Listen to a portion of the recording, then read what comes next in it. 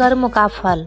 एक बार की बात है, गंगा नदी के तट पर एक शिव मंदिर था। उसमें एक पंडित और एक चोर रोज आते थे। पंडित जी शिवलिंग पर जल, दूध, फल, फूल चढ़ाकर मंत्रोच्चारण के साथ पूजा पाठ किया करते थे, जबकि वह चोर भगवान शिव को खरी खोटी सुनाकर अपने भाग्य को कोसता था और शिवलिंग पर चढ़े हुए सारे फलों को खुद अकेले ही चुरा कर खा लेता था। एक दिन संयोग से पंडित जी और चोर दोनों साथ ही मंदिर से बाहर निकल रहे थे। तभी अचानक चोर को मंदिर के पास के द्वार पर ही सोने की मुद्राओं से भरी थैली मिली और उसी समय पंडित जी के पैरों में लोहे की एक कील चुभ गई। स्वर्ण मुद्राओं के मिलने से जहां चोर बहुत प्रसन्न हो रहा था, वहीं कील के चुभने से पंडित जी को बहुत कष्ट हो रहा था। लेकिन कील के चुभने से ज्यादा कष्ट और आश्चर्य पंडित जी को भगवान के निर्णय से हो रहा था।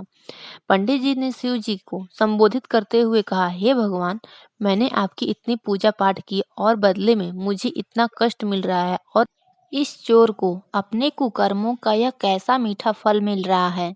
तभी अचानक भगवान शिव प्रकट हो गए और बोले, पंडित जी, आज ही के दिन पूर्व जन्म के कर्म से आपको फांसी होने वाली थी, किंतु आपके द्वारा की गई पूजा, आराधना और दान, ध्यान और सत्कर्मों के द्वारा वह फांसी की सजा घटकर महज एक कील चुभने तक ही सीमित हो गई।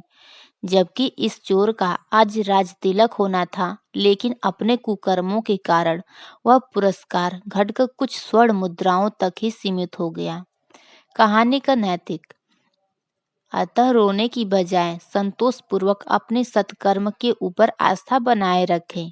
भाग्य कर्मों से ही बनता है और कर्मानुसार बदलता भी रहता है। इसलिए सत्कर्म करते रहिए और उस पर भरोसा रखिए। भाग्योदय जरूर होगा। भगवान शिव की बातों को सुनकर पंडित जी प्रसन्न हुए और जीवन प्रयत्न, सत्कर्म और आस्था दोनों बनाए रखा।